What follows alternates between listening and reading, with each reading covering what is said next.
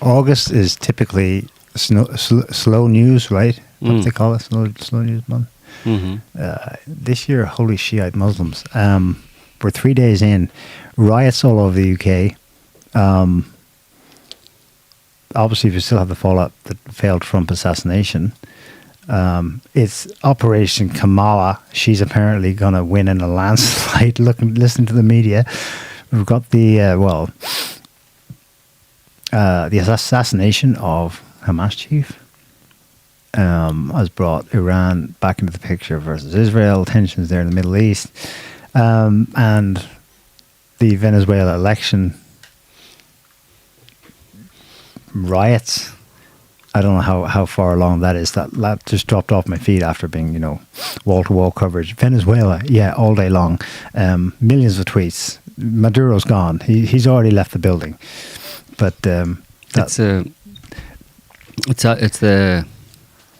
summer heat. It's making everybody crazy. Yeah. Mad dogs and Englishmen. Yeah. But it's also Nigeria. Mad dogs and Nigerians. Bangladesh. Also, and Nigeria experiencing protests. So, it's all more or less Northern Hemisphere stuff during the summer, It's the heat. Frying their brains. Otherwise, everything's fine. Yeah, it's strange though, but it does seem to, it's not always the case, but it does seem to happen that summertime tends to kind of make people go off a little bit. Maybe that's a bunch of different factors, People with free time in their hands, maybe on holidays. Weather's better, so people, weather tends to keep people in, you know what I mean? There's not so many protests in the dead of winter in the Northern Hemisphere, you know what I mean? The farmers' protest. Well, yeah.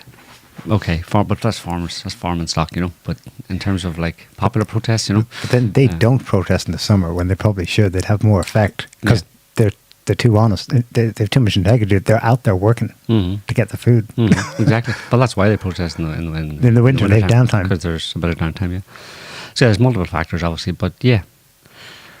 But it's Bangladesh, Nigeria. 50 people killed in Bangladesh by the government. What's you mentioned it, so we'll just cover it quickly because I know there have been protests, both sides, where you've got pockets of Bangladeshi immigrants in the West have had running battles in the streets. Just in addition to the other rioting going on about the natives who want all of them out. Was that sparked by a murder by a cop in Bangladesh? No.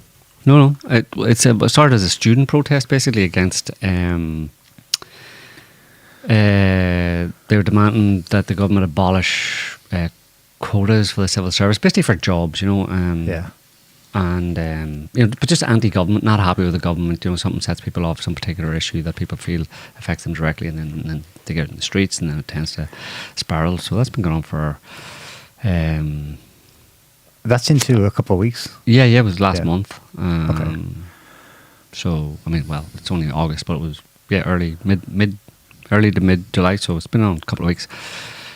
And Nigeria just 3 days basically. People just protesting about cost of living crisis in Nigeria. That's what happened in 7 people have died. Kenya a couple of weeks back. It didn't go anywhere in the end, but they stormed the parliament in Nairobi. That was cost of living crisis. And notably, the demonstrations were organised via social media. This in Kenya, using the hashtag #EndBadGovernance. That's a good hashtag. Direct and to the point. And they were inspired by the recent success of the protests in Kenya. Right. Where the government was forced to scrap plans to increase taxes. So it's all about, depending on the country, but in less well-off countries or less affluent countries, you're going to have it seems to be cost of living,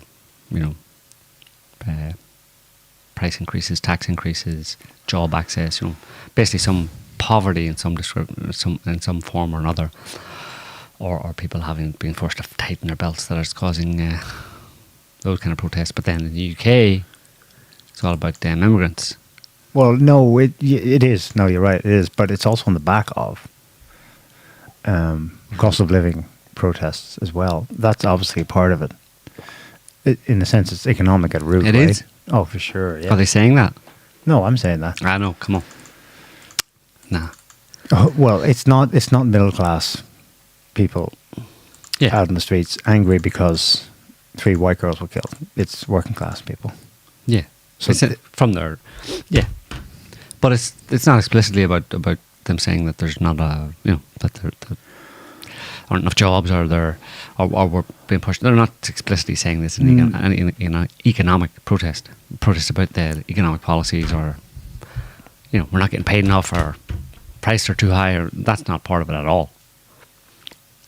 Ooh. No, yes, it's not in the hashtags, but surely behind all that is talk on the streets. The lack of access to NHS, for example, where you've got millions of people newly arrived. There's competition. Well, that's broader issues about anti-immigration, like what the impacts of immigration are, right? Yeah, but people might be grumbling about that in the background type thing. But in terms of what actually sparks it to get people on the streets and start, burning and looting and stuff, seems to have been the attack during the week. Yeah, for sure. So a recent sequence, mid-July, migrant population areas, definitely not white areas in Leeds, riot over a gypsy family's kids being taken by social workers. Mm-hmm. That's around July 18th. Later in July, maybe the next week, police attempt to arrest 2 Muslims in Manchester airport. Footage shows them kicking their heads in, and there's not really a riot that comes out of that, but it's the next in the sequence. Mm-hmm. Then the thing that sparked it was second generation immigrant, 17-year-old black kid kills 3 white girls while stabbing 11 kids in total. That was July 29th, and that is what just sparked this, yeah. Mm-hmm. This is weird because there's no motive. It's one of these kind of, I'm just dead inside, or I'm doing it for lols, where you have to fill in the blanks. Mm-hmm. Atrocities, like similar to the one that sparked a riot in Sydney, I think it was in June. Young lad, maybe of Syrian origin, stabs a priest, also of Syrian origin, actually. Slits his throat in front of cameras. Barbaric. He's actually filmed while he's being pinned down by people in the church, and he's just grinning from ear to ear. Mm-hmm. That's the last I've heard of that. Like, what happened there? What, there's no here.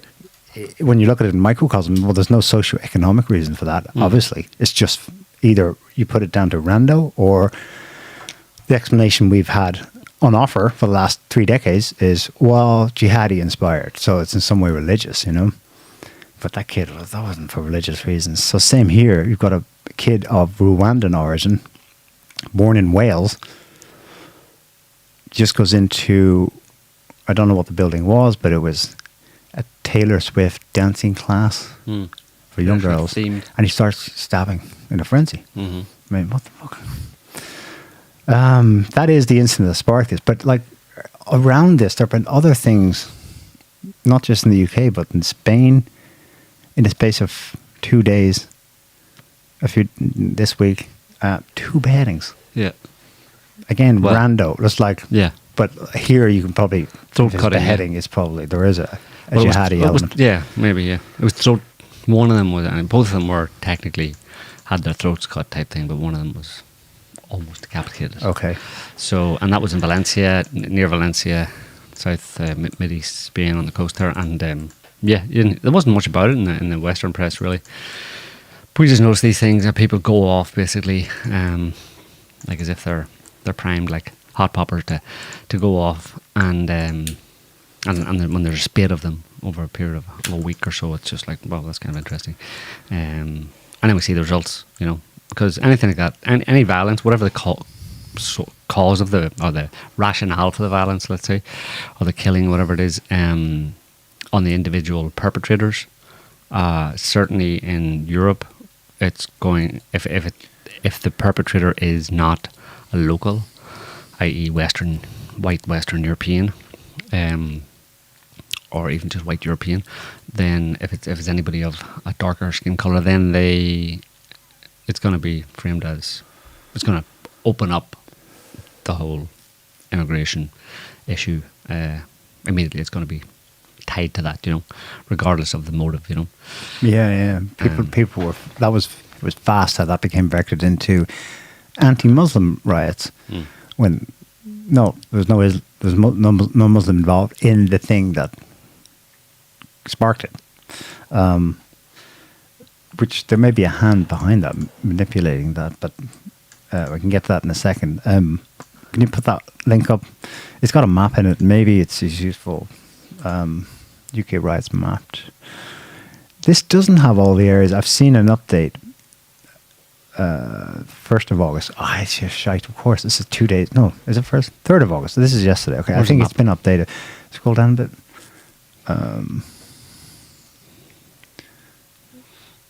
Okay, let me count those. 1, 2, 3, 4, 5, 6, 7, 8, 9, 10, 11, 12, 13, 14, 15, 15. I've seen one with 17 cities.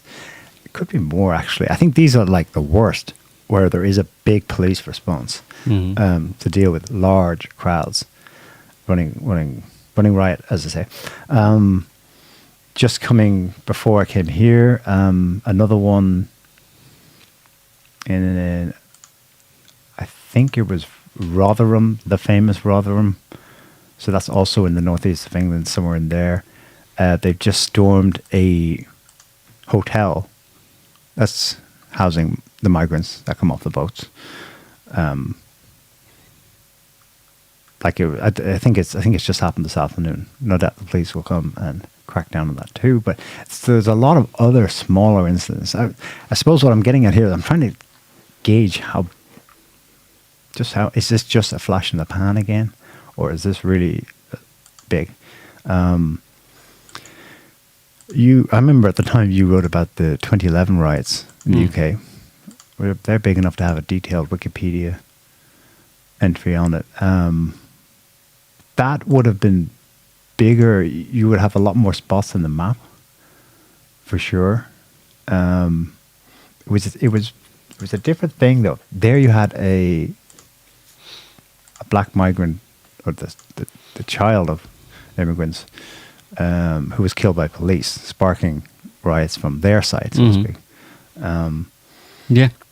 It also lasted longer, but then this isn't over yet. So the question is it really popular unrest over immigration, or do most English people actually like immigrants? They're happy about the immigration. I think you've got a bell curve here type thing where maybe a lot of people might actually be anti-immigration, but then you've got on one extreme, people who will actually get out in the streets and protest about it because they're more worked up about it. But it brings up this question of who's really behind these protests and what it's really all about. Is it really all about immigration, Neil, or is it about this? Oh, for God's sake. Come on, you can't discount those Russians. An obscure Russian-linked news outlet that is fueling violence on Britain's streets. Yeah, because everyone in all those flats watches obscure Russian news websites. Yes. All day long. Exactly. What's the website in question? Channel 3 Now. What is that? Channel 3 Now. You're on it all the time. Never aren't you? heard. Channel 3 Now. That's where you got your information about the murderer, and it sent people like you, conspiracy theorists, and the far right, again like you, into a tailspin. Never heard of it. How did this happen? I was reading CNN and The Guardian. Well, if you had been reading Channel 3 because News, I'm intelligent and educated. If you had been reading Channel 3 Now, you would have been... Who calls their website radicalized. Channel 3 Now? Russians. Russians trying to imitate what a Western news outlet should sound like. Yeah. And you notice that it sent conspiracy theorists and the far right into a tailspin. That's bullshit. And that's who's on the streets. Conspiracy theorists and the far right. No, this is bigger than that. This is bigger than... At least that's what the Western media wants to Yeah, no. They're running this now to... This is to pacify their middle class who are, boomer types who will just believe the next thing. And this fits the sequence of things they've heard since 2016. This is just to calm them down that it's okay. It is indeed an external issue, but it's not what. But it's not only it's that. not what your fellow Brits on the streets are saying it is. It's what something. It's Russia. It's Russia. But we won't talk. We obviously talked about this, and we're not going to talk about this topic. But again, just in case you missed it, this again ties into the same story, which is that Russia is behind the gender scandal at the Paris Olympics. For God's sake! This is the Voice of America. This is the Voice of America telling you that Russia is behind the gender scandal at the Paris Olympics, and that's just today, actually. But what scandal? It's from Associated Press. The French media told Frenchies and still are a week after the opening ceremony that it was, quote, a spectacularly successful event. And when polled, their fellow Frenchmen, only 5% thought it was inappropriate or, had negative views of it. Mm. I mean, so you can't square that with that. Oh, so there was an issue because you just said there wasn't. Well, an issue for a fringe group of conspiracy theorists and far right. Yeah. So the fact that even exists is Russia's fault. Basically, the message is that if Russia wasn't meddling in our news stories, the West would be just harmonious. That would be just peace. Utopia. Everybody would be calm, relaxed. And we'd all be twerking. And we'd all be twerking at gay pride parades with drag queens. With our kids. We'd have surrogate parents as drag queens. Or drag queens as surrogate parents. We'd ditch our family and adopt drag queens as parents. And we'd love it. And we'd all be happy. Mocking Jesus happily. Yeah. And we'll be going to the Olympics and be watching men beat up women in boxing matches. And applauding. Do you have an opinion about that? You must do. You brought it up. I don't know. It's the queer. I swore I wouldn't talk about anything from the Olympics after seeing that opening ceremony. What do you mean? Do I have an opinion on it? Yeah. Like as in, on what in particular? The Algerian. This chap. This fella. Watch what you say there, Neil, because his name's Lass. Lass. There's a message here for you. Gender row boxer Imani Khalif cries, "I am a woman" after guaranteeing Olympic medal. Can you hear that? I'd love to hear that audio. It probably sounds like, I am a woman. I am a woman. This is a peculiar case, though, because this isn't like a transitioned person. She was born that way, right? Born what way? As a dude? Yeah. Funny, well, female parts. No. Not surgically done. No? That's a story I've heard, that it's just a peculiar case of XY chromosomes, but with female parts. Kind of like a hermaphrodite, but without the swinging part. So very muscular indeed, yada yada. Very male in appearance, big shoulders and everything, but actually a woman down there. And natural tits, not surgically stuck on. There's no boobs there. I can't see them there, but I have seen them on other. No, can't see them in the boxing match.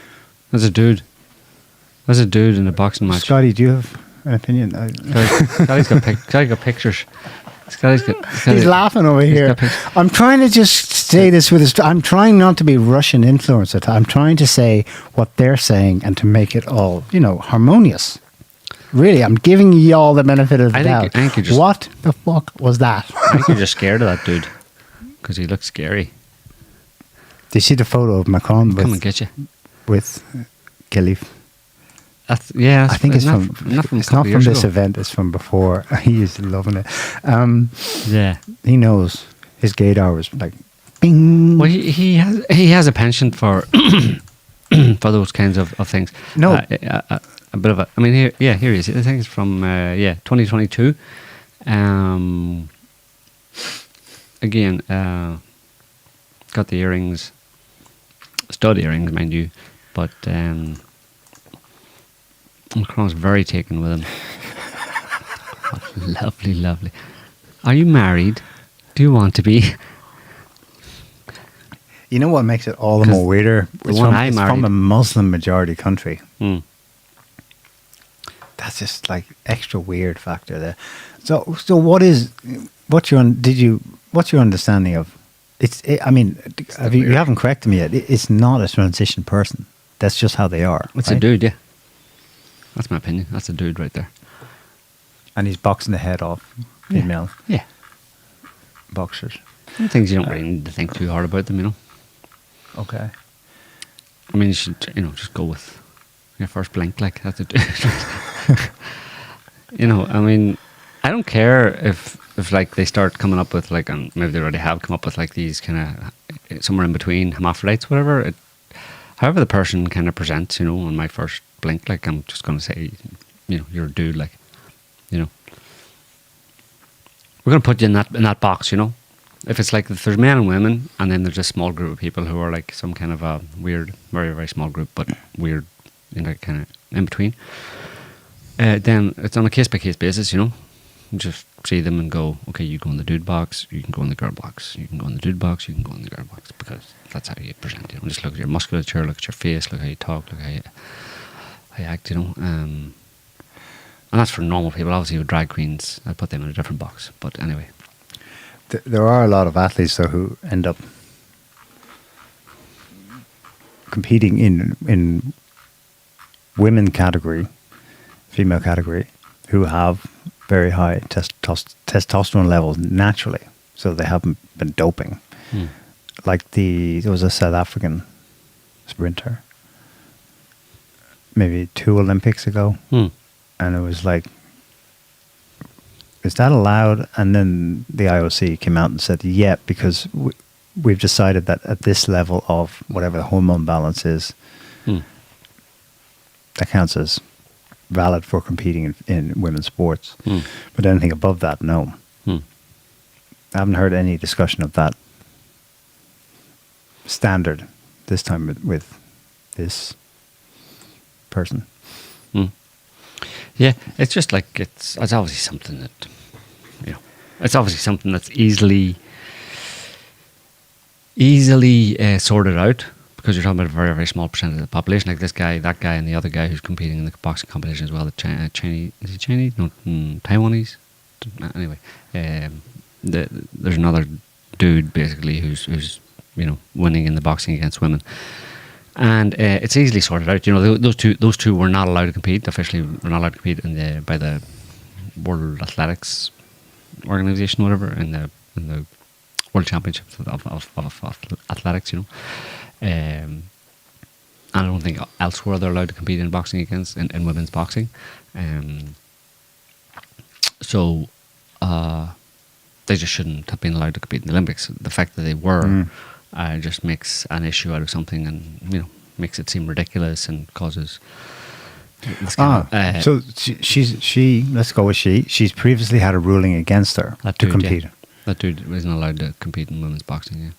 Interesting, but an exception was made for the Olympics which only compounds that opening ceremony and the willful, deliberate messaging that they're trying to use. The Olympics, governing committee or whoever makes these decisions are obviously super woke, and they're all about the fields, right? So they don't want to stop this dude from competing in women's boxing because it would hurt his feelings.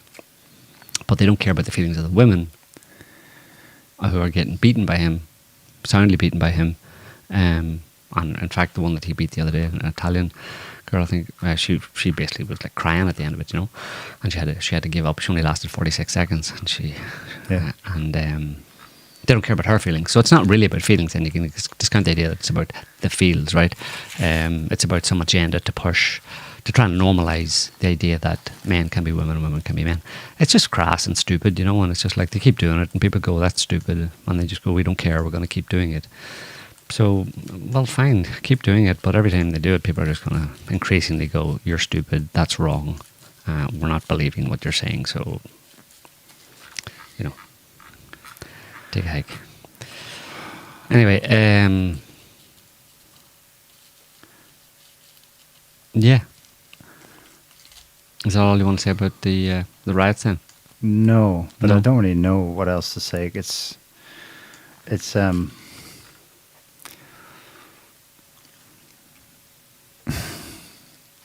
is it contrived? It's probably too soon to say, but there really is a powder keg out there. Mm-hmm. Yes, this is spontaneous, but I can't get away from the fact that the heat and explosion of it syncs pretty well with Israeli needs right now. I mean, Israeli needs are always paramount, but at the moment they are just flagrantly itching for a regional war that brings the United States into it to get their goals, achieve their goals. More land, less Muslims in it, probably combination of the two. And you've got at least at some of these protests, and it's been a consistent theme throughout. Not in these riots, but in similar protests, either about mass migration or even cost of living or counter protest against the pro-Palestinian protest. The Israeli flag keeps popping up. It's there front and center with the nationalist flag, wherever they are. We saw it in Northern Ireland as well, but maybe that's more that there's a stronger history of it popping up there. But it's the Zionist imperative is that the West must support us because we're just a shitty little country in the Middle East that can't really, survive on its own without the backing of the, American, European countries. So we need, their imperative is that we need that support from them. And Israel itself obviously is founded and based on the idea of perpetual antagonism against its Muslim neighbours. It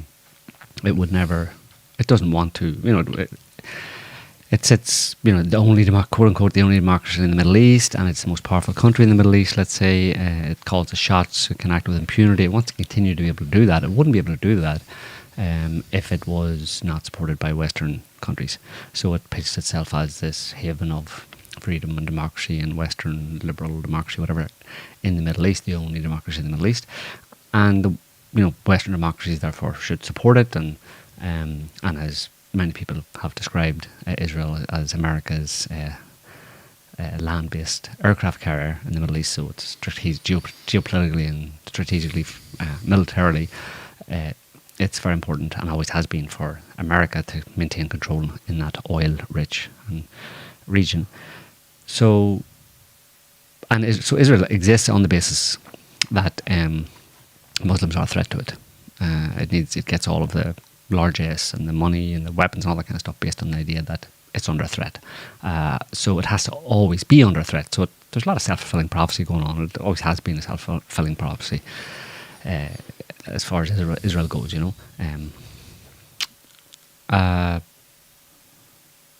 So yeah, I can imagine that, there has been over a long period of time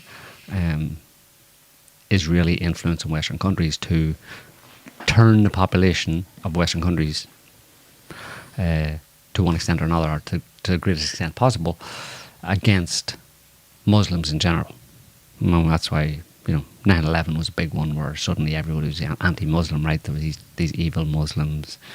I mean, the war on the war on terror was actually called the war on Islam. Was it Muslim terrorism originally, or Islamic terrorism? Muslim terrorism, I think. Anyway, it was commonly known as the war on Muslim terrorism, right? It was terrorism was Muslims, right? So that meme of Muslims being head choppy and bomby, that kind of thing, and stabby is something that has been a long time in the making, and yeah, it's and especially then when you flood Western countries with immigrants, a lot of whom are Muslims. Well, So a long period of programming to see Muslims in a very bad light, and then bring them all into your country, and then everybody says, let's have some riots to get these Muslims out of here. And everybody sympathises with Israel because Israel has the same problem, right? They have a Muslim problem as well, Israel has had a long-term Muslim problem where they've been under threat and attack from Muslims. So us in Israel, we're all on the same page in that respect, You remember, probably over 10 years ago, we were doing discussions about this. Probably pre-video, pre-newsreel. It was Blog Talk Radio then. And we were talking about whatever spate of terror attacks. Maybe it was later than that. Maybe it was more like the series that happened in France 2015, 2016, and elsewhere, UK, Germany. And we're like, because back then there were still lots of signatures that they were contrived. There was a second gunman. Police opened the door for the guy over here. There was an escape route. Yeah, they weren't caught, and blah, blah, blah. There was a quality to the way it was mediatized, with stories being pushed out and then retracted, that suggested it was a setup. Well, we were wondering how long before all of this shite from the spooky types, the intelligence community, would actually bite become real and take effect in the social milieu organically. It's pretty hard to do. I think we're here now. Yeah, well, it's getting there for sure. I mean, it's a long period of. There are videos of people going to lynch the nearest Paki in England right now. Yeah, although that's very difficult to do because, like, Pakistanis and Indians and mainly Pakistanis and Indians in the UK, for example, or Maghrebians like North African, Algerians, Moroccans in France, in Germany as well. The other in these European countries, a lot of them have been there a long time. In the UK, you're talking about people who have been there for 2 generations. Been there since the 1950s, 50s, 60s. So a lot of them are born there and are as English as the English in a certain sense. You know what I mean? Well, a lot of them are actually as English in terms of their culture and all that kind of stuff. They're not really. They don't bring this Indian or Pakistani culture with them. So it'd be hard, I think, to get many people in the UK behind that, you know what I mean? Because they realise that, you're talking about major civil strife in our own communities. It's happening on that map. It's happening in very specific places that probably have very specific conditions. Yeah, where there's a large white pocket here next to a large...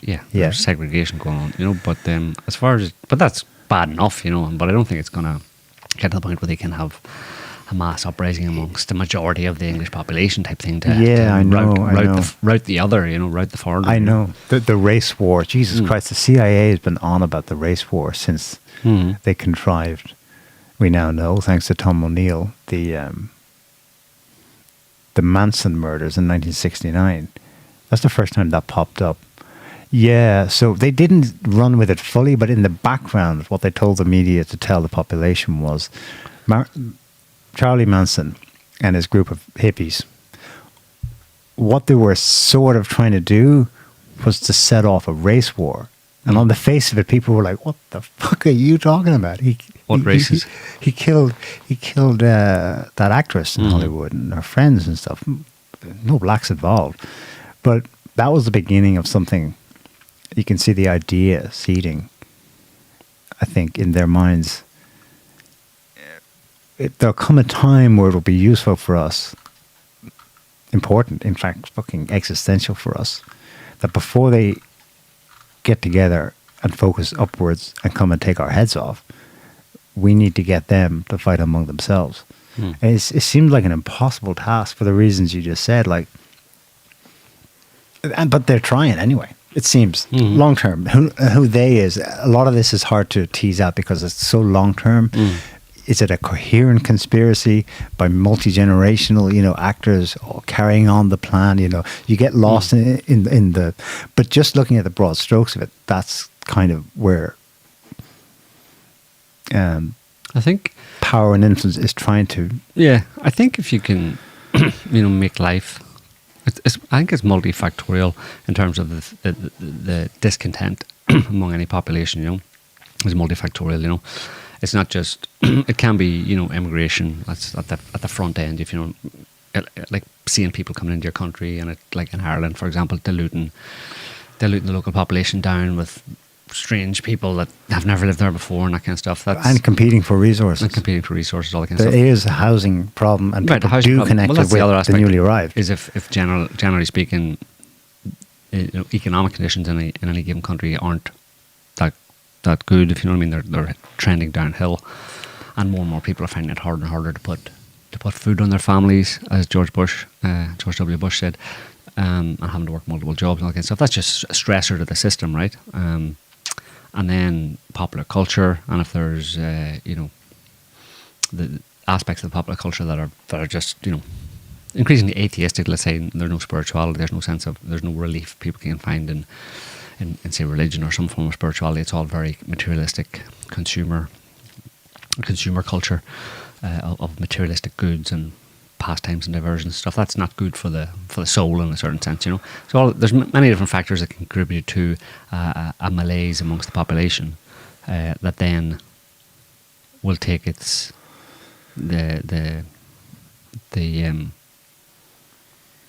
we'll find it out in the path of least resistance, let's say, or the most obvious way that anger can be expressed, or that discontent can be expressed. And obviously then immigration is front and centre, in particular areas, in particular countries. It's the one that would be the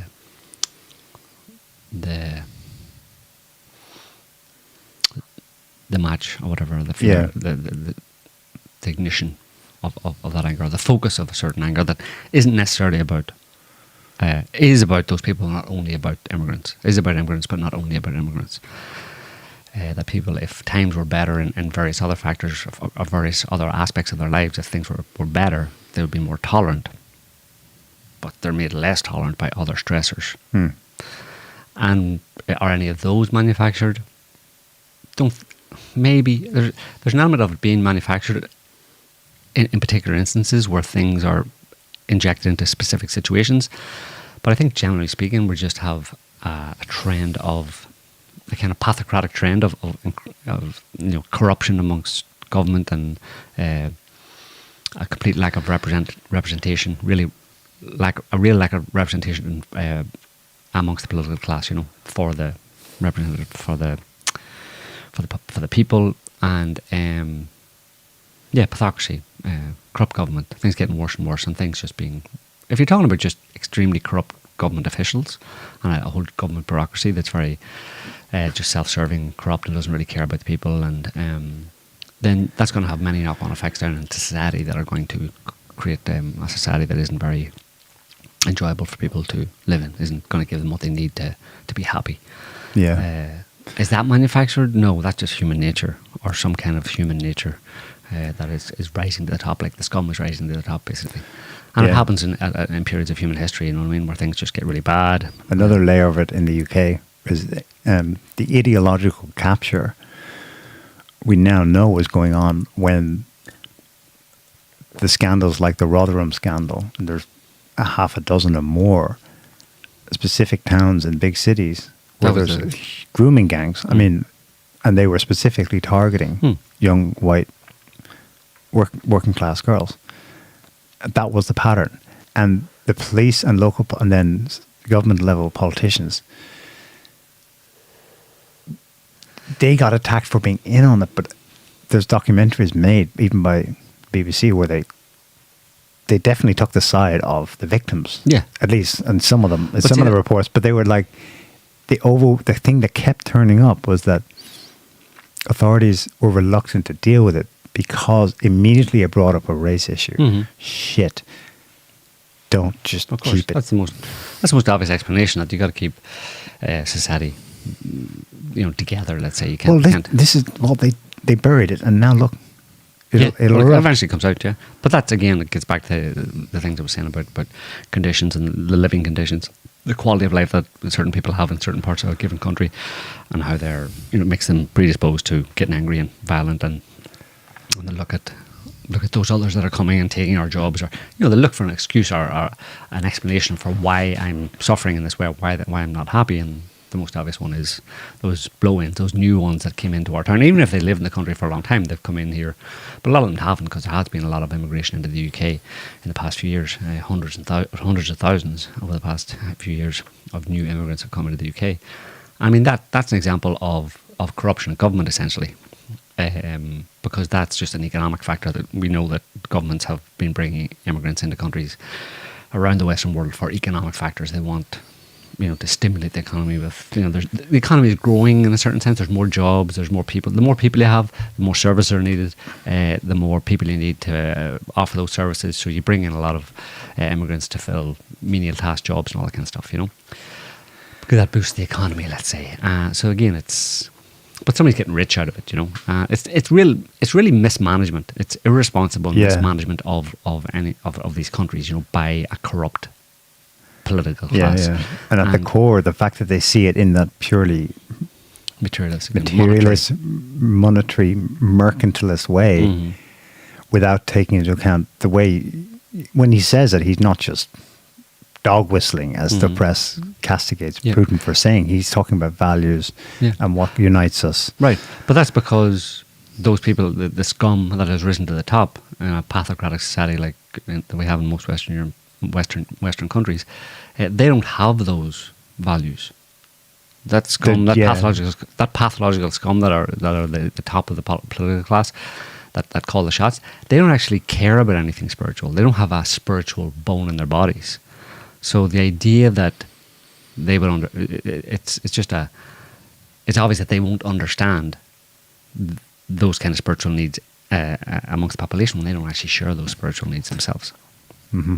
And sure, they might give lip service to them, but they don't know what they're talking about. They know the words, but they don't know the music. They don't. They talk about it, but they don't feel it themselves. So they're basically creating a society based on their own internal makeup, their own internal psychological makeup, which is pretty pathological. And while trying to bamboozle people by pandering to what apparently you should say, yes, this is good, we need this, these values, whatever, they don't implement them because there isn't the motivation within them to implement them because they just see no value in those values. Because they don't value them themselves, obviously, because they're deviant human beings. And then eventually, ordinary human beings in society will eventually be forced to react against that, the effects of that, as it trickles down into policy and government policy, economic policy, housing policy, immigration policy, etc., etc. But on the streets and online, good luck trying to convince them that there is not intent behind that. What you just said explains that the leadership is not intentionally out to wreck its own They're not trying farm. To create riots. Why would they do that? It's their own backyard. They're not trying to destroy their own country. But the belief is that the popular belief is that there must be intent. They keep doing it. They're trying to wreck the country. They're trying to bring them in. They're trying to make chaos for us. They're looking for intent, and then the best that the state propaganda organs will come up with was, it's intent you want. Here. Our research shows Russia is intending all this. Yeah. Well, they'll look for intent. I mean, they mix shit up. I mean, these people have no really these political members of the political class have very little ability for any kind of self-reflection or introspection. There's not really much going on inside them, and it's hard to tease out a difference or know if there's a difference between malintent and indifference. Like, indifference can cause very negative outcomes. If someone is under someone else's care, but the person caring for them is indifferent to them, then they'll do things or won't do things that could end up in that person suffering, or dying. And, okay, you have to, if for intent, you'd have to find evidence that person actually deliberately tried to kill that person, but you can kill someone through neglect. So I think it's closer to the idea of neglect, and the reason the political class is neglectful of the needs of the population is because they don't share those needs. Yeah, they don't care. They don't share the needs, therefore they don't care. So there's not even any malintent in that respect. It's like I just don't know what you're talking about. It's like, the puppy's, falling into the water, save it. Why? You know what I mean? Mm. It's like it's the difference between two different responses. You know what I mean? And it fundamentally posits the idea of two fundamentally different human beings. You know what I mean? Or a class of different human beings from the majority of the population who actually are, you know, to some extent, at least to some extent, empathetic and considered and cooperative individuals, whereas who want to, you know, live peaceably and, you know, in a positive society, and they more or less know what they need, you know. But they're under all sorts of. Again, it comes back to that idea of just a corrupt political elite, corrupt, deviant political elite who don't share the same. Not only they don't share the same values as the members of the population, because they don't have the same internal makeup as the members of the rest of the population. So, but that doesn't mean that there aren't certain elements or certain individuals, groups within government who have specific malintent, who want to, you know, but even then they would probably see it as a means to an end in a certain sense, where it's like, look, we have to kind of like stoke these fires here or provoke this because it's for the good of the country, for example. You know, like the way the media presents. You know, we were positing, you were wondering if there's any instigation in these riots or if anybody was put up to it, or if, you know. But you can have agent provocateurs in those riots. That's a very, very common thing in any kind of protests.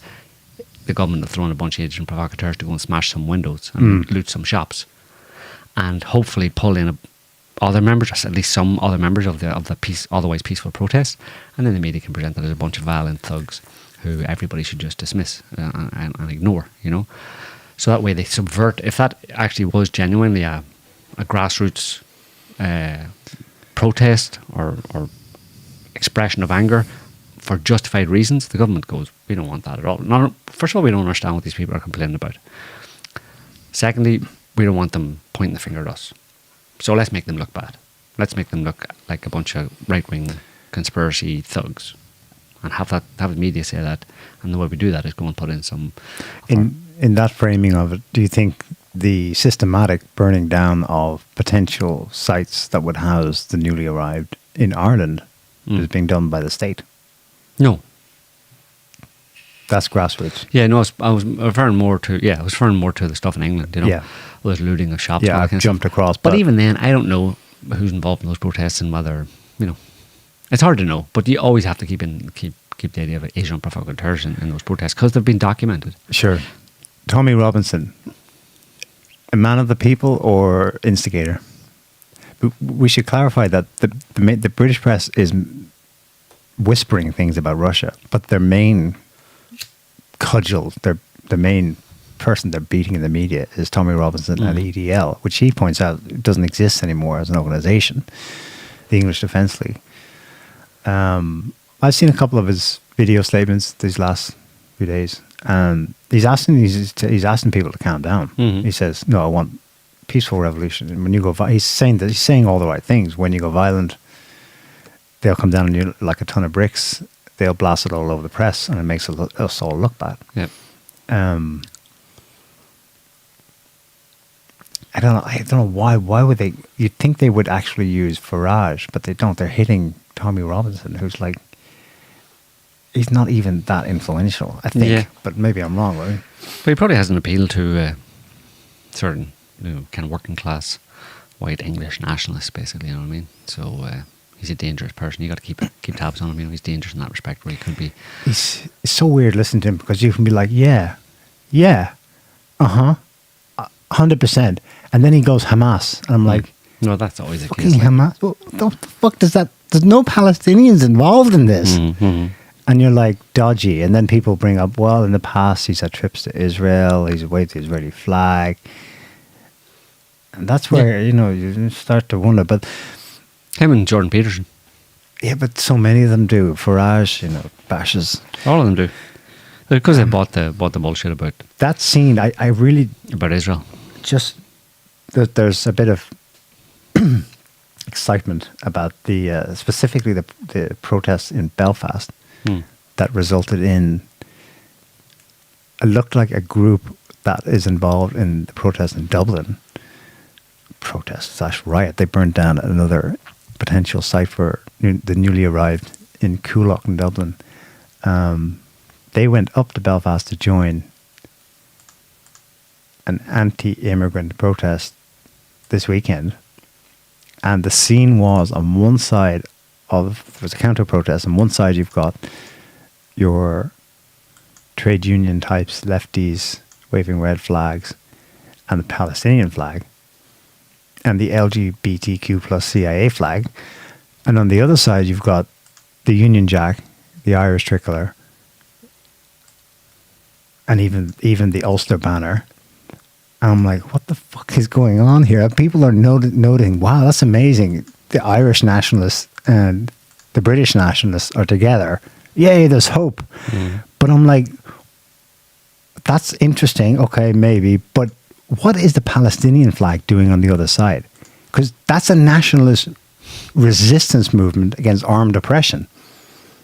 Why is it with the LGBTQ flag? It should be on the other side, because they also have a land and people issue against a foreign threat. But it's the success of Israeli neocon Zionist propaganda over a couple of generations that has led to a situation where they've got people putting the Israeli flag with today's nationalists against foreign globalist interests. That switcheroo, we can't dismiss what you just said. It's a multifactorial, complex, structural issue, but in the middle of it.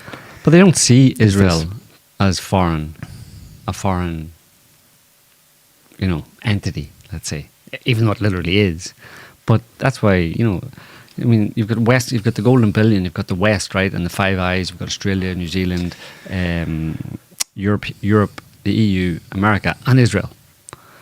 They're the civilized world, right? So any country can be a part of that if they get on board, right? Because you've got New Zealand way down the other end of the world, but that's all English people basically, English and Irish and Scottish people. Australia is the same.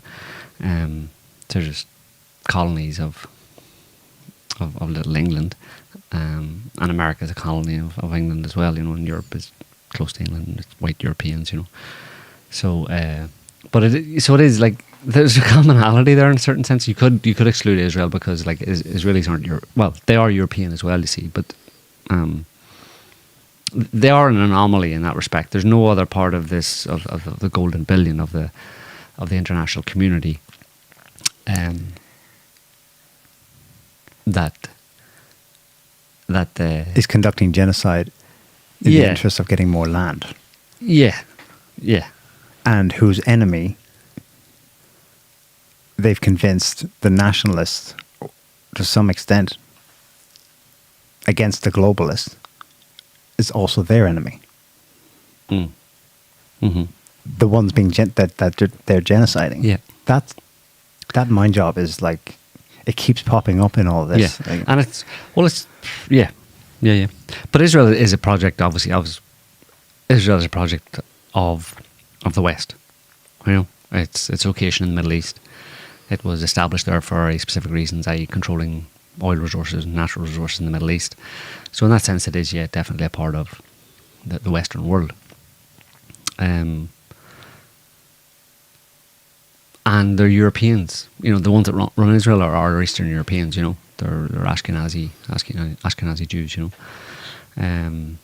But there's no other country amongst that Golden Billion that actually is claiming rights to other people's land. Has done for 2,000 years, not 2,000 years, has done for 80 years, and has established itself on other people's land, and it's in contravention of multiple UN resolutions, etc., etc. There's no other part of the Golden Billion that's doing that. Like New Zealand isn't doing anything like that. Australia isn't doing anything. And no European country is doing that. And who is routinely pulled up for torture. Yeah, the United States did after 9/11, but routinely torture, genocide now, apartheid. All its settlements, again, recently, UN, ICJ restated every single one of them have to be dismantled. But that's why, to justify Israel's position as a member of the Western world, Israel's problem, or Israel's situation where it's at war with Muslims, because it can't not be at war with Muslims in the Middle East because it's stolen their land, and none of them like Israel for having stolen their land, which is normal, and nobody would like anybody who'd stolen your land. And that's why the West has to be on board with, part of the Western narrative has to be that Muslims are bad. And that gets back to what we were talking about earlier about, it may be, it's probably the case that at certain points in the past, certain operations by certain governments were put into place to make that true, make Muslims a problem for European and Americans. They were a big problem immediately for Americans on 9/11, and then in subsequent terror attacks and ISIS and all that kind of stuff in Europe in particular. They were a big problem for Europe. So it's like you said earlier on about Netanyahu telling the Americans, in Congress, in Congress, your problems are our problems. And he brought up civilization versus barbarism again. And that comes back to the mid-90s, the clash of civilizations. Forget his name, but there was another author, top selling. I bought it because, shit, everyone else was reading it.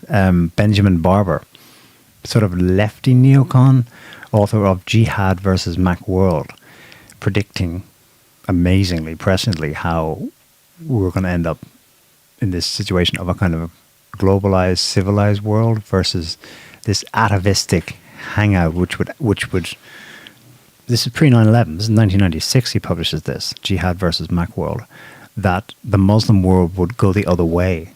There would be something that would make, and it would become basically global terrorism. How the fuck does he know that? No. Plus civilization versus barbarism. That the setting of the very concept happened in a time in the mid-90s when who could have thought of that? There was nothing in. There were a few hints. I mean, there had been the World Trade Center bombing in 1993.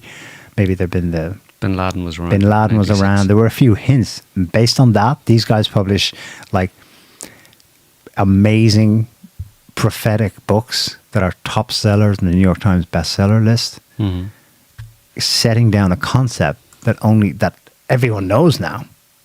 Everyone's familiar with it now. I can see it now. Yeah, it's the civilization versus those barbaric types, and that really took hold, because now a lot of people, don't know if it's majority, but a lot of people, when they see another large number of people protesting in London, waving the Palestinian flag at the outset of the genocide last fall, they have the blink, my God, look at that. The barbarians, the term they use, are in our house. Not just at the gates, they have invaded us. And that's, to our view of the world, that's like, where the hell did that come from? Well, you had the seeds of it 30, 40 years ago. Yeah, but they invaded us because of government economic policy. They didn't invade us. Government brought them in. Yeah.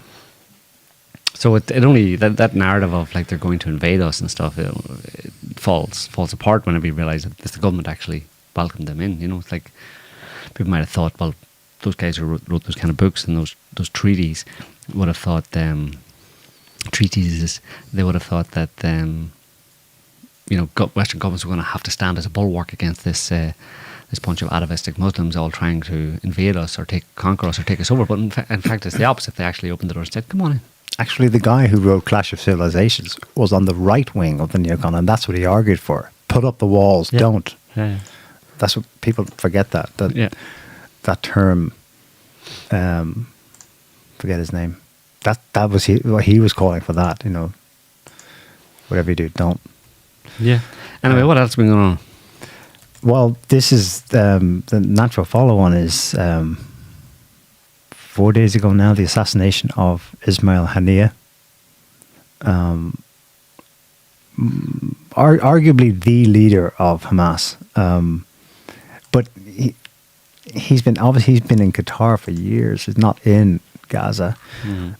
He's visiting Tehran. I'm not sure why, but he was not there long, and he's assassinated. And Iran said yesterday that It was a small device fired. They didn't say from what. It sounds like at 7 kilos, they said. It sounds like it was fired from a drone into his hotel room. Yeah, and that runs counter to the official story that came out of in the New York Times. I think it was saying that it was a bomb, or 3 bombs were placed in pre-placed bombs, which obviously that would have been a serious security lapse, when somebody can actually they were trying to make Iran look bad. I think, with that. And they do that all the time. Actually, they try and keep them worried and suspicious and paranoid about the extent of Israeli or US. But definitely, the US was they claimed that they had no advance notice of this, whatever. But yeah, right. I'm pretty sure the US, some element of the US government was directly involved in that or directly approved of it. And Westerners will eat that up as well. That's fair game. Mm-hmm. They did October 7th, so you get the guy who masterminded the back. He wasn't Hamas military; he was political figure. Mm-hmm. Even Israel itself acknowledges he was the lead negotiator with Israel. He's a political figure. This is the guy whose kids and grandkids were all blown up in April, or lots of them. So, yeah, you just killed the chief negotiator. Right. Which tips Israel's hand. Because Israel doesn't want peace. It doesn't want peace. I don't know how stupid you have to be to not look at that situation and realize that, okay, maybe you have to have done a bit of research and know the history of the Israel and Palestine, going back 20, 30, 40 or more years. I have to know a bit about that, but if you do know even a little bit about that, you realize that Israel has been gunning for, a final solution to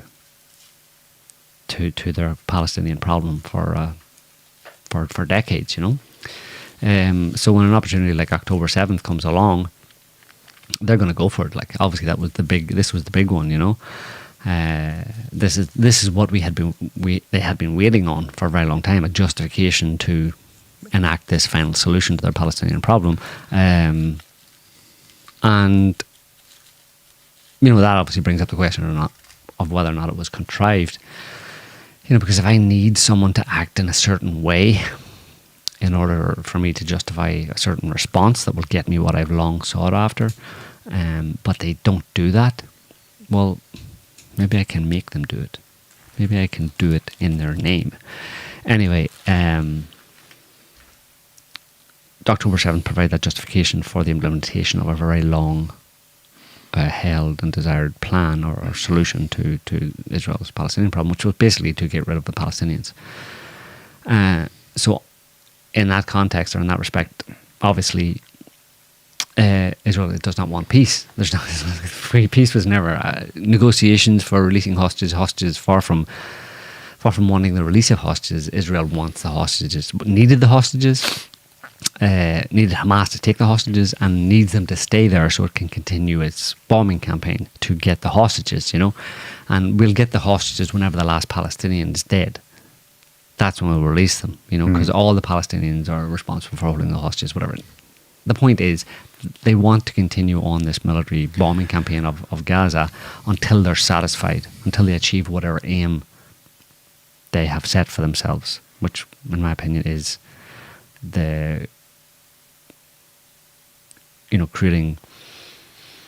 making Gaza into a non-livable place for Palestinians. There's no more Palestinians in Gaza. And then they'll probably handle the West Bank as well. They'd like to either get rid of a lot of Palestinians out of the West Bank, most of them maybe, or half of them, or whatever, a certain number. They probably have all sorts of detailed plans about the scenario they want to achieve.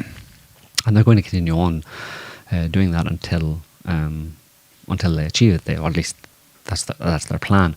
And because there's been protests in Israel, like large-scale protests against Netanyahu for not negotiating to release the hostages. A lot of people in Israel want those hostages home. The government doesn't want them home. The government wants them to stay there so they can use them as an excuse to continue to bomb Gaza. It's very simple. I don't know. Like I said, I don't know how stupid you have to be to not realize that just by looking at a cursory glance at the situation. It's so obvious that that's what's happening. And now, how does the killing of Haniyeh, the Hamas leader in Iran, how does that lead to suddenly an escalation? It's all out Middle East war now? I don't think so. Yeah, well, here we are. It's Sunday evening. On Friday, Iran raised the red flag of revenge. We've seen that before. I think that was after Soleimani was assassinated. That has signaled that they'll do something. They then explicitly said so through channels, TV, and through that Professor Morandi guy. He tweets something with missiles flying and says leave now before it's too late. It's coming. But it's we're taking all its waiting, time, right? but is I mean, while you're waiting, is this like another missile barrage like the last one? Well, you need time to iron out the details, get the deets straight with Israel. You think that's explicitly done? You have to work it out. Like, you have to get on calls with Israel and the US. You have to get the Iranians, the Israelis, and the Americans on a call, saying, okay, how are we gonna what way is this one gonna go? Like the last one in April, we all agreed on a load of those Shahed drones, a handful of missile strikes at night time, plenty of warning, you know what's happening. Middle of the runway. You guys, we get to say, you see, the great Antichrist, the great Satan, America and Israel, and the evil, the illegal Zionist entity are trembling in their boots. They have seen the power of the great Iranian nation. They will not dare to ever again lift a hand against us. And yet here we are. So that's what we did, and then so we'll say that. The Iranians are like, we'll say that, and then the Israelis will say, okay, and we'll shoot down all of your drones, and except one rocket, let's say, and we'll say, you see, those Iranians aren't worth shit. We have the best, most awesomest air defense system in the world. People in Israel have nothing to fear. We have taught the Iranians that they are an impotent force in the region, and they will never again try to attack us. And then the Americans say, now, children, you all stop fighting. And so they all agreed that was how it was going to go, and that's how it went. Is that happening again this time? Well, there are rumors of Russian military cargo planes flying more than usual in and out of Iran. A number of governments have warned their citizens to leave Lebanon, like yesterday, post haste. There was the thing with Hezbollah's exchanging fire with Israel every day, but the Israeli government got it. There's people worked up by one strike that hit. Technically, it's the Golan Heights, so it's not even Israeli, but we saw that last week, killing kids. Killing Syrians, not Israelis. Syrians. Syrian Druze.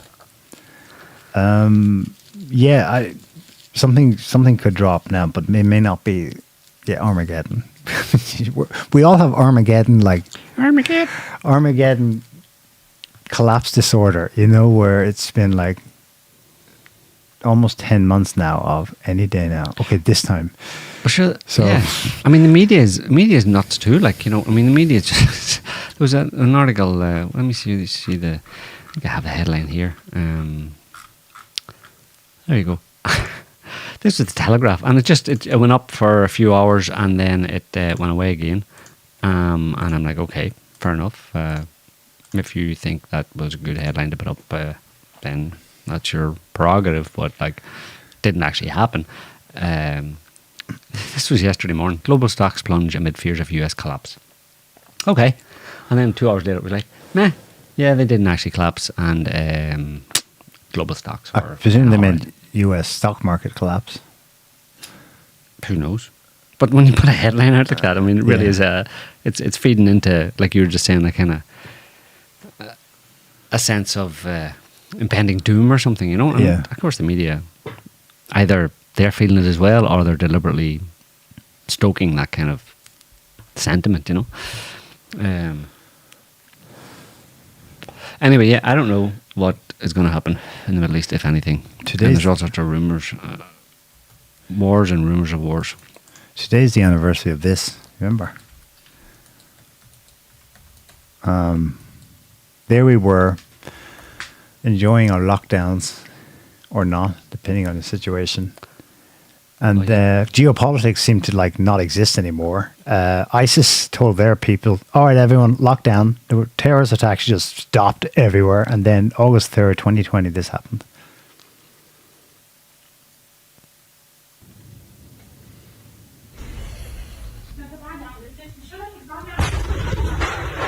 Kaboomba.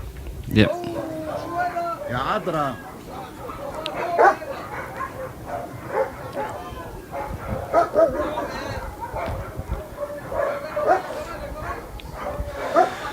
So, yeah, everyone knew that was Israelis. That was the first blink. And then, of course, the media said, well, you know, probably fertilizer, stuff like that. You know, shit happens, kaboom. Yeah, doesn't happen. If that happens, then it'll be happening a lot more. Yeah. And it doesn't happen really very often at all. It's certainly it's so strategically placed, you know. But they just did that for the lols, like, in a certain sense, you know. Yeah. I mean, it obviously hadn't damaged the Lebanese economy. And big time. And there were protests and stuff. But yeah, you store a bunch of fertilizer in a hangar in the port in Beirut, and then you just, you know, get a bunch of Mossad agents in there to put a few detonators at choice locations, and easily done. Those are the agents of chaos, you know. But yeah, you said we were.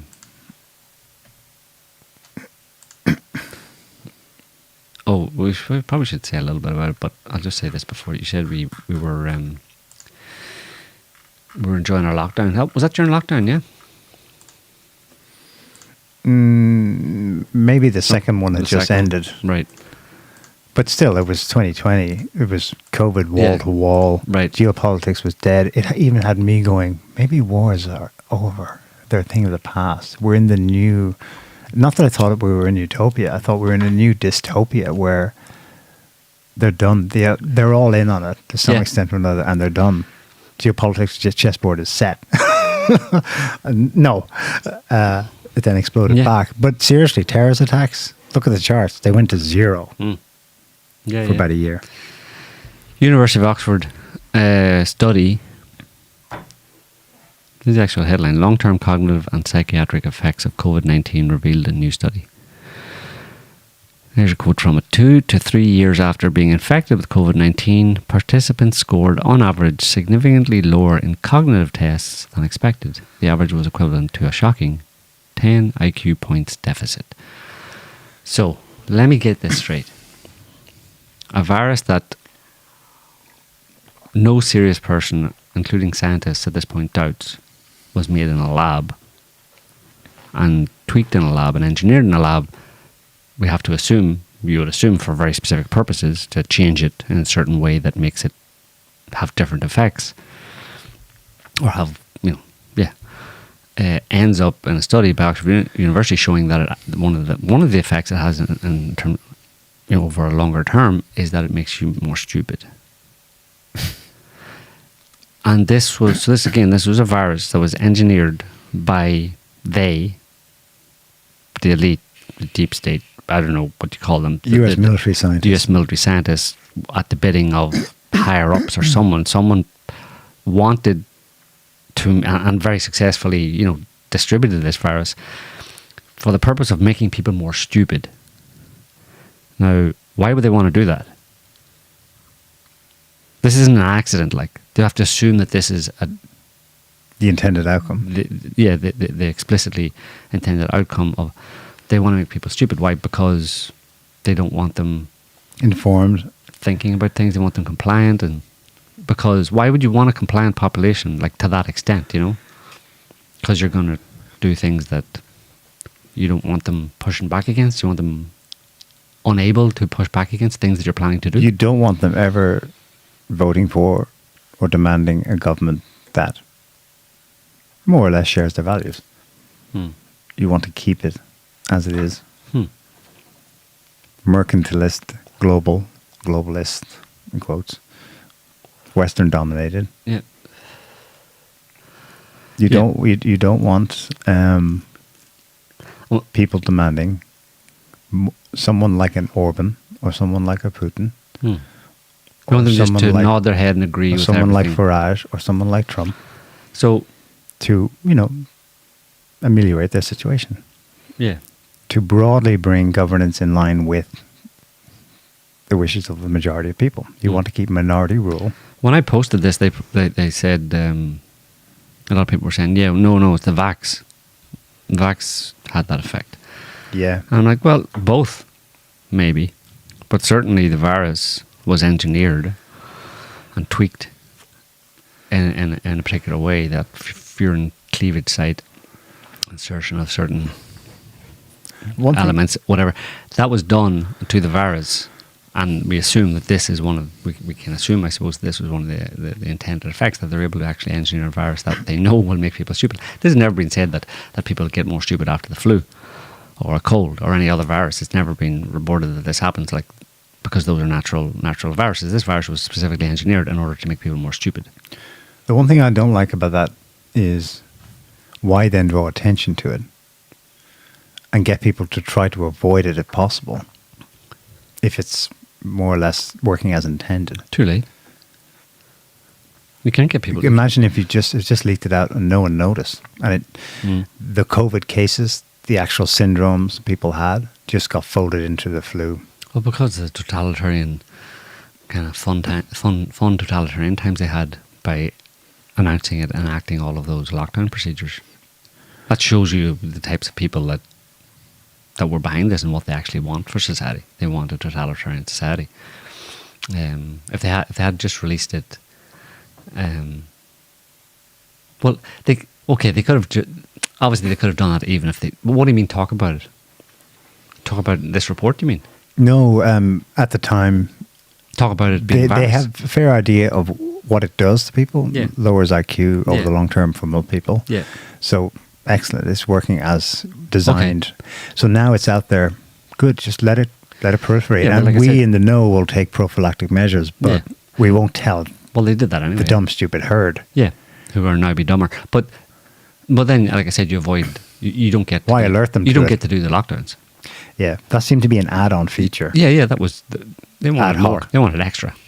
They wanted more lols, more totalitarian lols. So that wasn't baked into the original planning of the intention for designing it.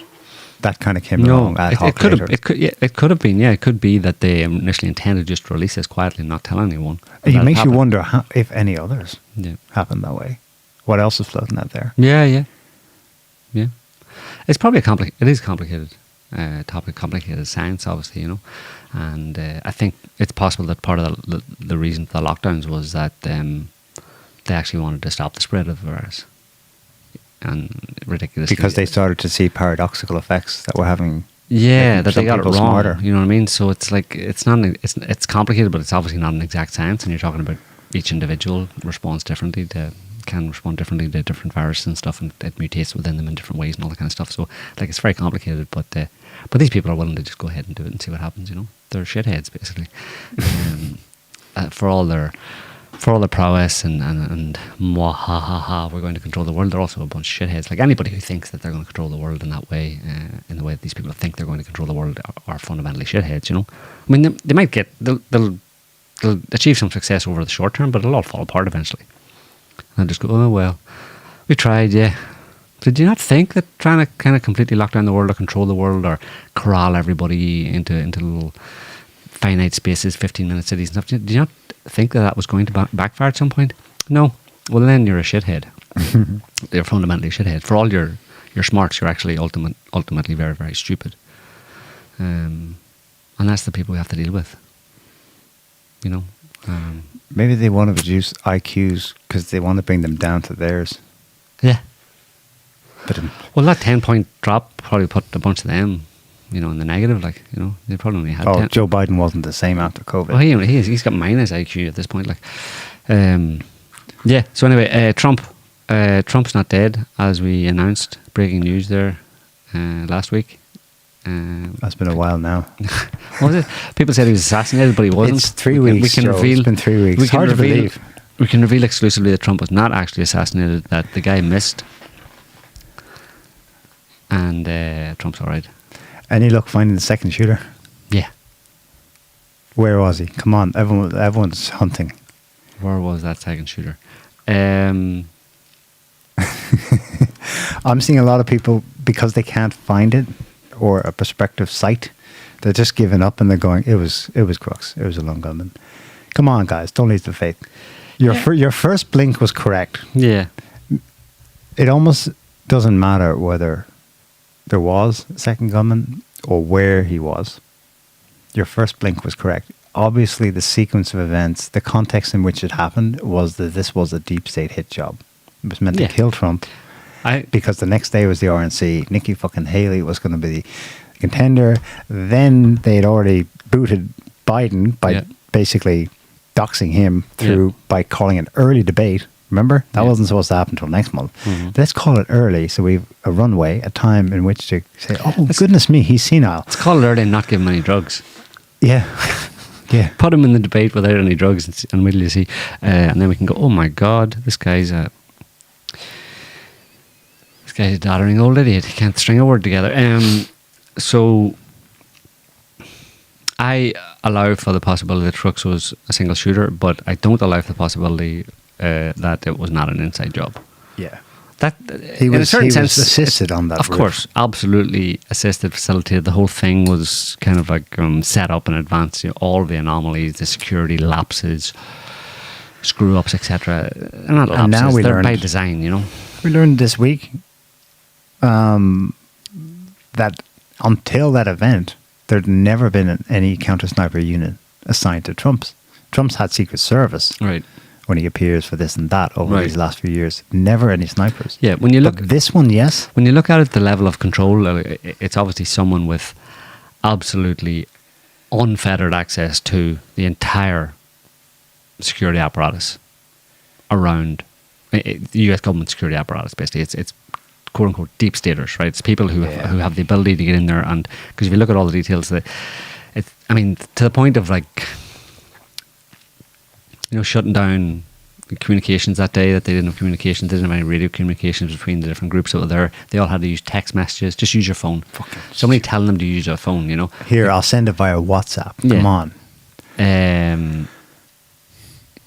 And, you know, just the fact that the members of his security team were, you know, bunch of doofuses who had never worked together, or they're from the DHS or pulled from different agencies. They weren't his usual team. Yeah, they was cobbled together. Right, and him relying on that is just ridiculous. It shows his naivety. I mean, he should always have had his own security. Like, it can't be that expensive for someone like him. You know what I mean?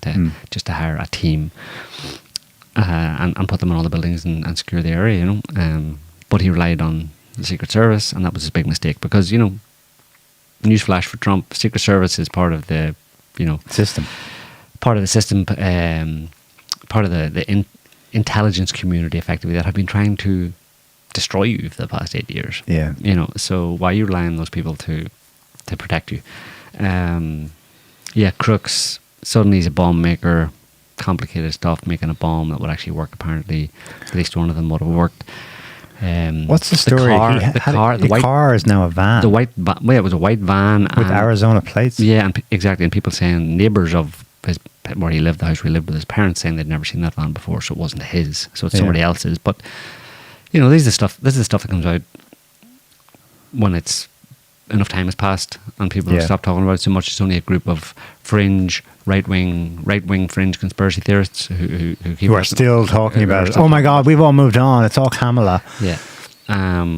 But yeah, there's lots of details there about that whole operation that just stink. How Crooks got into the building, onto the building, the cops all around it.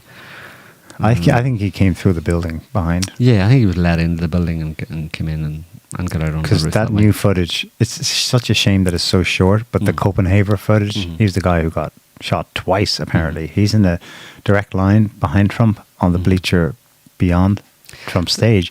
His video, it's just 12 seconds, but it's tantalizing because Crooks is running on something. And people assumed he's running along the roof he took up position on. But it can't be that, because the only other footage of him beginning his ascent, his bear crawl up the roof, is just that. He's down on the edge of it, and he's very slowly, inching by inch, getting up quite a bit to move up it. Where was he running? He's not running at that. I think he's running on the building behind. Yeah.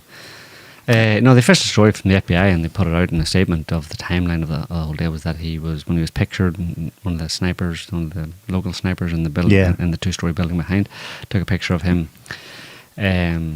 He went round the building, then behind the building, and climbed up on some HVAC, some air conditioning, whatever piping. They actually said he climbed up some pipes. He climbed on top of some, maybe an air conditioning unit or something like that, and then climbed up a pipe and ran along multiple buildings, the roofs of multiple buildings, to get to his position. Now, if you look at, you'd have to obviously have looked at this and look at where people were on that day and stuff, but this is just before he gets into position, before the shots are fired. Not long, a few minutes before the shots are fired, he's apparently running across the roofs of these buildings, and there are a bunch of people, like maybe 30, 40 people, all standing in that area who apparently didn't see this guy walking past them, sneaking in round into this little kind of warren of buildings, climbing up on the roof, then running along and getting into position.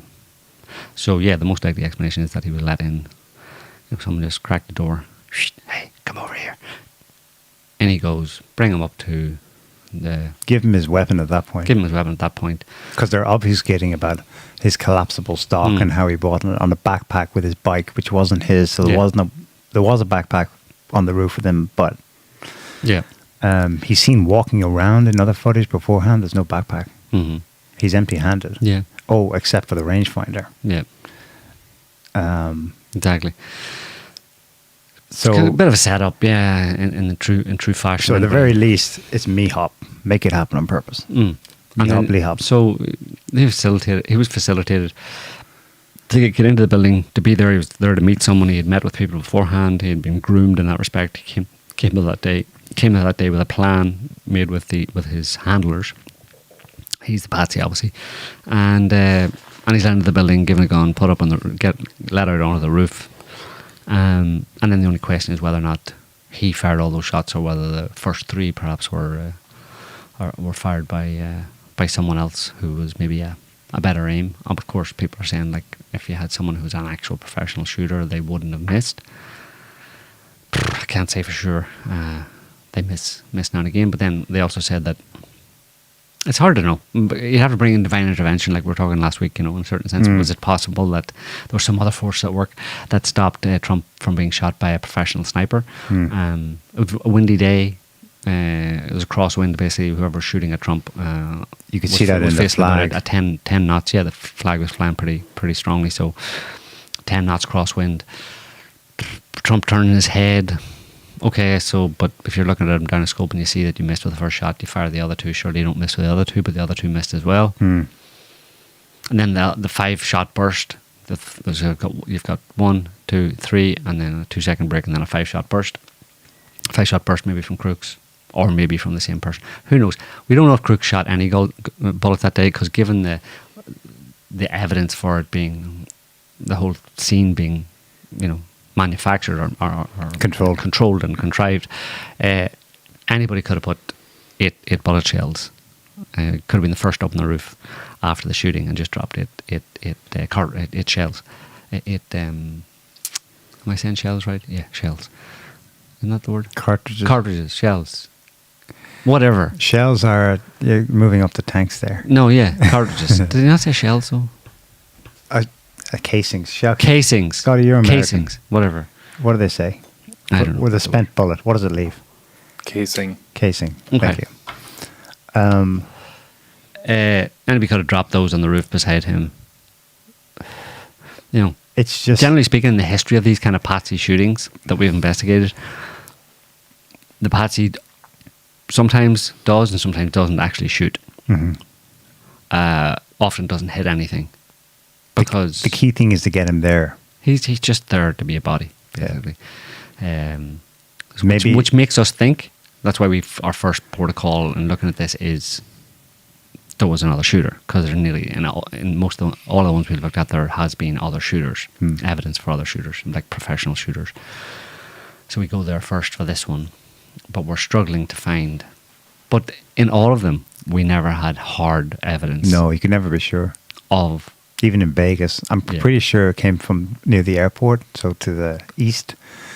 but you could never pin it down What? where another shooter was. I think he was in the crowd. Back from the crowd. In On the ground event. level. Yep. So within the event. Mm-hmm. Oh, Yeah. okay. Like But there you go. It's open. It's like, exactly. wow, there's Yeah. quite variance, no? Yeah. But still, the blink of everyone who was there was more than one shooter. Your first blink is correct, but there you're talking about pros, and by definition, almost they won't get seen or caught. And they have all that time to set themselves up and pick the exact perfect location and run through the drill or whatever and make sure, and they can pick up a location where you're not going to see them, or they know Actually, they're not going to be seen. I want to correct what I just said. It's even more. It's even stranger. Not stranger. It's more logical than that, so to speak. He or others are seen by local law enforcement. They're arrested. They're even shot at.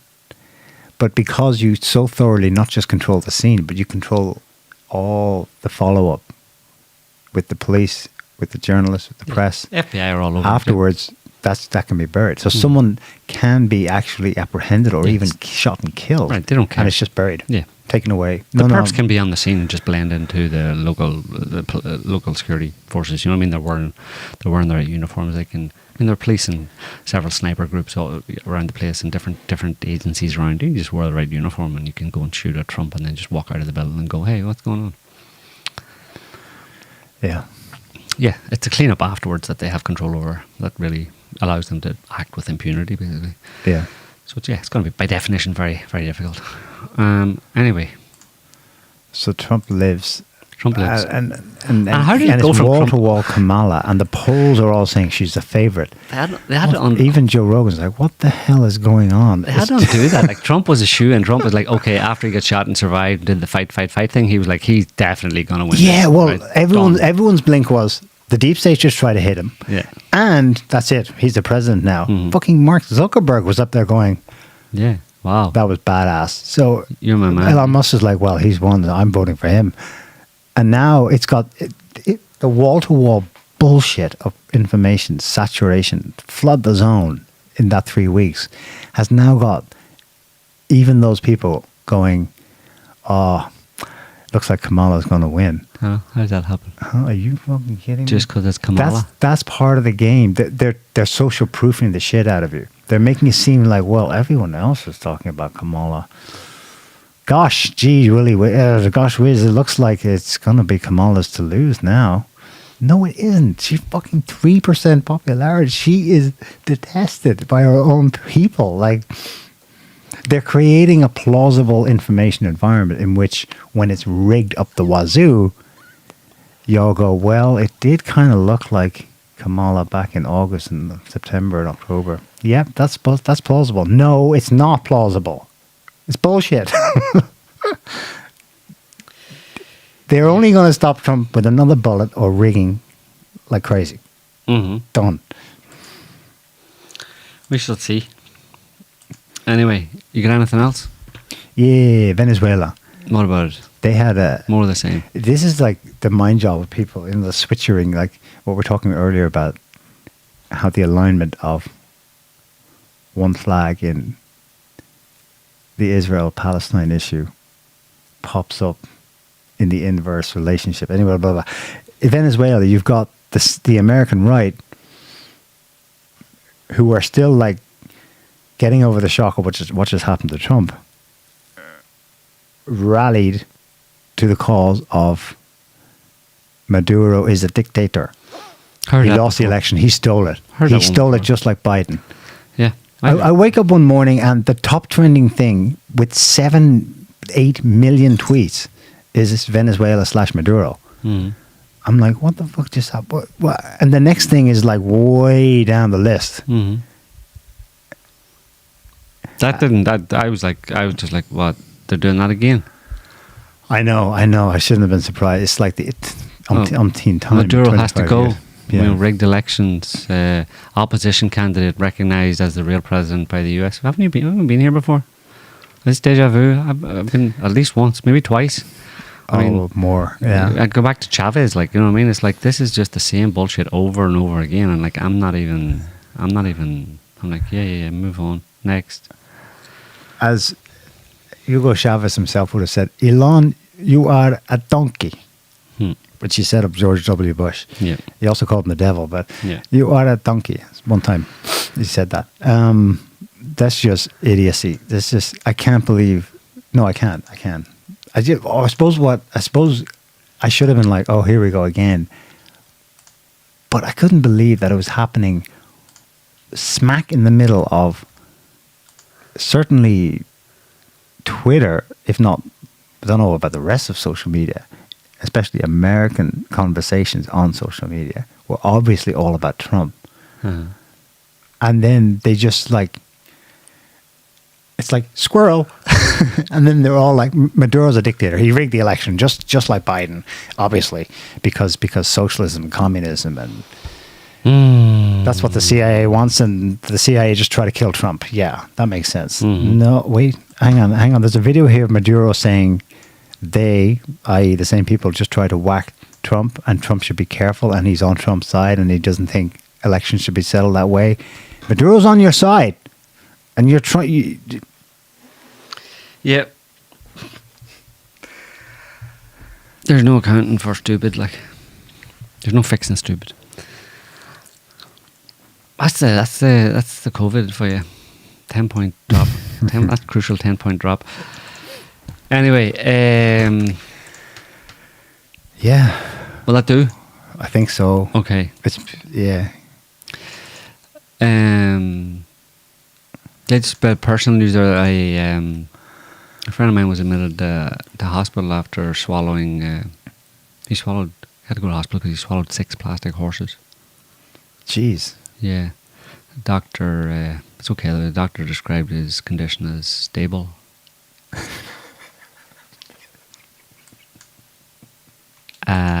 So it should be okay. Anyway, so yeah, we're going to leave it there for this week, folks. I think that's a good note to finish on. Thanks for watching, listening. Hope you enjoyed the show. We'll be back next week with another one on whatever madness has been going on between now and then. So until then, have a good one. Thanks for watching. Bye all. Can't stop the signal now.